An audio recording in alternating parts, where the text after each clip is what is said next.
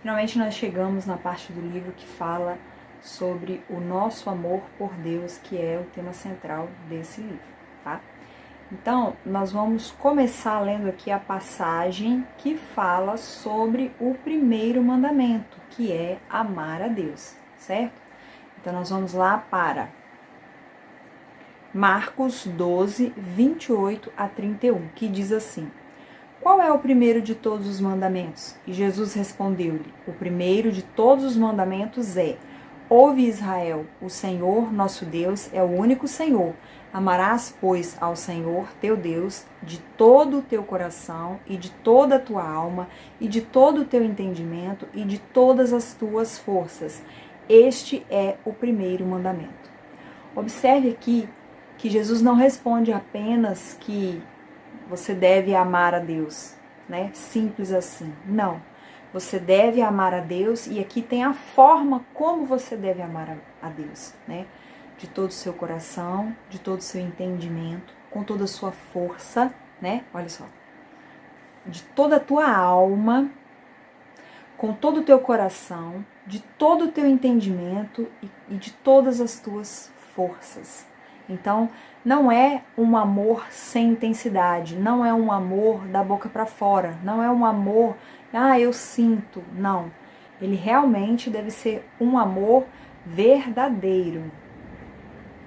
E é fácil a gente entender isso quando o que você espera de um relacionamento é um amor assim, né? Normalmente nós pensamos sobre como o outro deve nos amar, né? E não como a gente deve amar o outro. Mas vamos aqui então basear, né? Como que você espera que o outro te ame, né? Por exemplo, se a pessoa tiver que abrir mão da carreira, né, do profissional, se a pessoa tiver que abrir mão, né, o que você espera da pessoa que diz te amar, né? Você espera muitas coisas, né? Você espera que a pessoa que diz te amar, que te ama, tenha você como o principal ponto da vida, né? Se ele me ama, então ele vai cuidar de mim, ele vai abrir mão de coisas por mim, ele vai fazer coisas que eu gosto, ele vai me dar atenção, ele vai cuidar de mim quando eu estiver triste, né? Se eu estiver doente, ele vai cuidar de mim. Então, a gente espera algo de alguém que nos ama, né? Então, a gente sabe como a gente quer ser amado. Como que você quer ser amado, né? Você quer que a pessoa demonstre esse amor, que seja falado, que seja com atitudes, né? E do mesmo modo que nós queremos ser amados, se nós como seres humanos, né, podemos pensar de tal forma, né, da forma como nós queremos ser amados, Deus também tem a forma como Ele quer ser amado, é o que Ele fala aqui nesse versículo, né, de todo o coração, toda a sua alma, com todo o entendimento e com toda a sua força, ou seja, é para amar para valer, é para amar com intensidade, não para só dizer que ama e isso não mudar nada na sua vida, certo? Então, se nós sabemos como queremos ser amados e Deus também sabe como quer ser amado e Ele põe isso na tua palavra para que a gente ame Ele dessa forma, né? Nós não devemos achar que está demais. Afinal de contas, entre nós, seres humanos, né, estamos no mesmo patamar, mas o nosso relacionamento com Deus, Ele é Deus e nós somos criatura. Então, Ele merece uma atenção maior, né? A gente deve amar Ele mais do que qualquer outra coisa, pessoa, circunstância, situação, o que quer que seja, certo? E Ele sendo Deus, Ele merece isso. Então, voltando lá. Se você espera do ser amado, por exemplo, que Ele cuide de você quando você fica triste, né? Se você espera que o ser amado não deixe você triste, como você acha que deve ser o seu amor por Deus, Ele sendo Deus, né? Você faria alguma coisa para entristecê-lo? Como nós falamos no capítulo de conhecer, você deve conhecer a Deus para saber o que agrada a Ele, para poder agradá-lo. E saber o que desagrada a Ele, para não desagradá-lo. Então, se você realmente ama a Deus, você vai querer saber o que o entristece para você não entristecê-lo, porque você não quer vê-lo triste, pelo contrário, você quer ser uma alegria para ele. Então você precisa ter esse conhecimento de quem ele é, do que ele gosta, para você poder corresponder a esse amor. amar a Deus como primeiro mandamento significa que nada nem ninguém pode estar acima, à frente desse amor. Você deve amar a Deus mais do que qualquer outra pessoa, coisa, circunstância, situação. E para isso, para você saber se você de fato está colocando Deus em primeiro lugar, você pode se perguntar, analisar aí o que te emociona, o que te faz chorar quando você pensa assim, essa coisa que eu mais quero na vida. Analise isso, porque pode estar tendo uma idolatria na sua vida. Você pode estar querendo uma coisa mais do que a própria presença de Deus. Como nós falamos, num amor entre homem e mulher, né, o amor entre seres humanos, né, nós queremos a atenção da pessoa, nós queremos conversar com a pessoa, né? E com Deus. Você quer ficar na presença dele?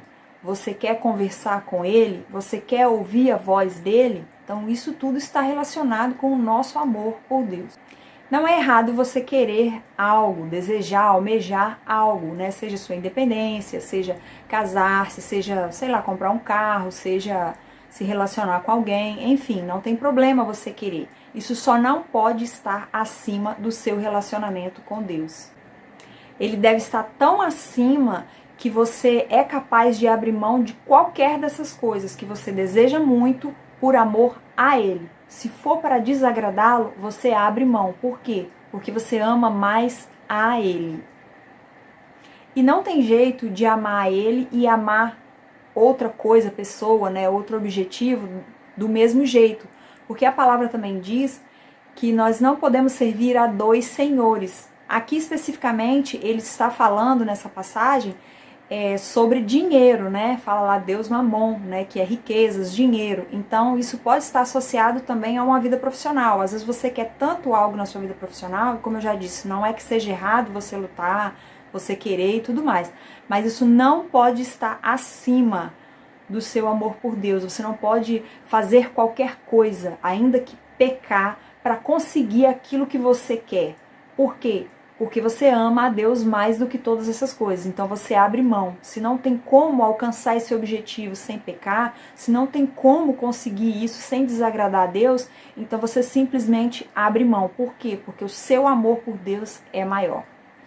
Vamos ler essa passagem? Está em Mateus 6, 24. Diz assim: ninguém pode servir a dois senhores, porque ou há de odiar um e amar o outro, ou se dedicará a um ou desprezará o outro. A gente sempre ouve muito essa passagem falando especificamente sobre essa primeira parte, né? Que fala assim, ó, porque há de odiar um e amar o outro. Mas o versículo continua dizendo, olha só, ou se dedicará a um e desprezará ao outro. Então, às vezes nós estamos dando toda a nossa dedicação ou tanta dedicação ao trabalho, por exemplo, né? Porque aqui é o exemplo de riquezas, né? Estamos nos dedicando demais a algo e estamos deixando Deus de lado. Isso não pode acontecer. Primeiro vem o Senhor, o nosso amor por Deus. E o versículo continua, né? Ou se dedicará a um e desprezará o outro. Não podeis servir a Deus e a Mamon, que quer dizer riquezas ou dinheiro. Esse texto fala aqui de Mamon, né? Que seria riquezas, né? Então aqui ele chama de não servir a dois senhores, não servir, ou seja, não ter Mamon como Deus. E o que significa isso? Isso aqui, na verdade, está falando sobre idolatria. Porque quando você põe alguma coisa no mesmo patamar que Deus, não precisa ser nem acima. Se você colocar no mesmo patamar que Deus, já está errado. Então isso é algo que é uma idolatria na sua vida. Então precisa ter cuidado com isso, tá? E quando a gente é idólatra, a gente confia, normalmente a gente confia naquilo que a gente idolatra, né? Muitas pessoas cometem a idolatria, que é a mais comum, né? Que é estar diante de estátuas, né? Diante de imagens e fazem os seus pedidos, se prostram, né? Diante daquelas imagens e fazem os seus pedidos para elas, né? Então está colocando aquilo ali como um Deus, porque quem a gente tem que pedir as coisas, quem a gente confia, deve ser no Senhor, não em estátua, não em riqueza, não em alguma situação, não no nosso próprio braço. A gente tem que confiar em Deus. Colocar Deus em primeiro lugar é colocar Ele acima, inclusive, da nossa própria vontade. Se a nossa própria vontade for contrária à vontade de Deus, nós devemos ficar com a vontade de Deus e não com a nossa. Isto é o negar-se a si mesmo. Quando nós entregamos as nossas vidas a Deus, nós nos entregamos para Ele, porque Ele agora é o nosso dono. Então, a vontade dele é que vai prevalecer e não mais a nossa. Depois desse versículo que fala sobre Mamon, a continuação dele é muito interessante. Olha só. Não andeis cuidadosos quanto à vossa vida pelo que haveis de comer ou pelo que haveis de beber, nem quanto ao vosso corpo pelo que haveis de vestir. Não é a vida mais que o mantimento e o corpo mais do que a vestimenta? A nossa preocupação demasiada com as coisas dessa vida pode tomar o lugar de Deus e se tornar um ídolo na nossa vida. Então precisamos nos atentar para não deixar isso acontecer. A questão aqui não é achar que Deus vai mandar do céu, né? Eu não preciso trabalhar então, porque Deus vai mandar do céu para mim, eu não preciso trabalhar. Não é isso. Mas você tem que confiar mais que Deus é o seu provedor fiel, ainda que através do seu trabalho, né? Porque Ele te deu força para trabalhar, Ele que te deu o seu trabalho, Ele que conduziu as pessoas, enfim. Então, você deve trabalhar, você deve buscar, né? A questão não é aqui você, eu tenho que ser pobre para agradar a Deus. Não, a questão não é essa. Mas você deve confiar em Deus, que Ele suprirá todas as suas necessidades. E não confiar nas riquezas, confiar que o dinheiro vai ser a solução, né? Ou que as coisas, enfim. Então, nós demonstramos o nosso amor por Deus quando nós confiamos nele. Tá? E é nele, e não nas coisas dessa vida, não em pessoas, não em riqueza. E continua essa passagem dizendo dessa forma, olha que lindo. Olhai para as aves do céu, que não semeiam nem cegam, nem ajuntam em celeiros, e vosso Pai Celestial as alimenta. Não tendes vós muito mais valor do que elas? Até mesmo das aves que não promovem uma plantação para a colheita, Deus cuida.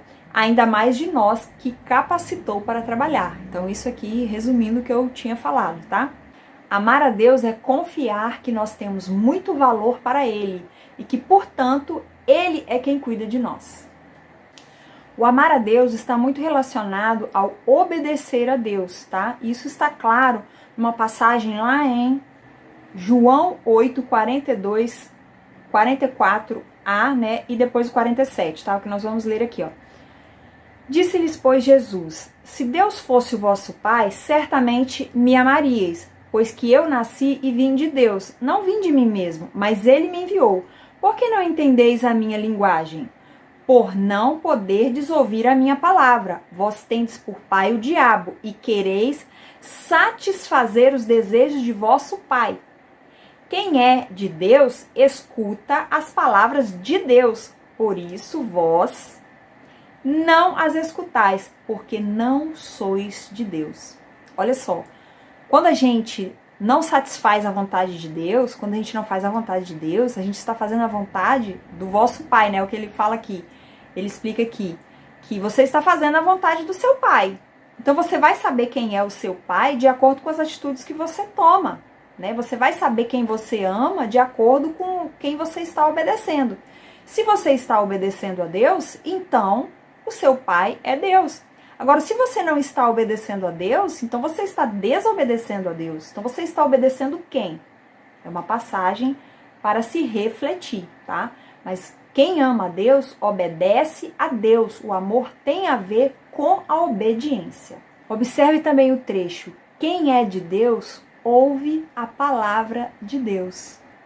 Então nós precisamos buscar na palavra, entendermos a palavra, sabermos qual é a vontade de Deus para poder praticarmos a vontade de Deus. Para você praticar a palavra de Deus, você precisa ouvir a palavra de Deus. E é quando você pratica, você obedece ao Senhor, você então ama ao Senhor, você então é filho de Deus. Existe um livrinho chamado O Coração do Homem. E neste livrinho, o autor diz a seguinte frase: você é governado por Deus ou governado por Satanás. Então, não existe meio termo. Nós demonstramos o nosso amor por Deus, ouvindo a sua palavra e fazendo a sua vontade. Nós demonstramos o nosso amor por Deus quando o obedecemos. E o obedecer a Ele engloba muitas coisas, muitas atitudes que a gente precisa tomar. Uma delas nós já falamos sobre o amar a nós mesmos, o amar ao nosso próximo. Assim nós demonstramos também o amor de Deus. E nós demonstramos o amor de Deus vivendo para Ele. Nós também já falamos aqui um texto que está em Coríntios, que fala que o amor de Deus nos constrange. Nos constrange a quê? Nos constrange a vivermos para Ele. Ele morreu por nós para que nós vivêssemos para Ele. E o que é viver para Ele, né? É viver uma vida de renúncia, de santificação, uma vida que a vontade dele é que prevalece sobre a nossa. A vontade dele é que prevalece sobre as nossas vidas. Nós demonstramos o nosso amor por Deus quando nós não vivemos mais para nós mesmos, mas para Deus. Como diz lá em Coríntios, para que os que vivem não vivam mais para si mesmos, mas para aquele que por eles morreu e ressuscitou. 2 Coríntios 5:15. Em João 15:21 fala assim: aquele que tem os meus mandamentos e obedece a eles, esse é o que me ama. Assim, nós amamos a Deus quando o obedecemos, né? Quem que ama a Deus? Quem obedece os seus mandamentos. E mais uma forma de demonstrarmos o nosso amor por Deus é sentindo o nosso pecado. E sentir o nosso pecado não é apenas sentir, mas o sentir que eu digo aqui é você reconhecer que você é um pecador, você se arrepender do seu pecado e você se voltar para Deus, se converter, se voltar para Deus e consertar a sua vida. No próximo vídeo, nós vamos falar sobre a pecadora que ungiu os pés de Jesus. Ela é um exemplo na Bíblia de uma mulher que de fato sentiu o seu pecado e se arrependeu. Não perca!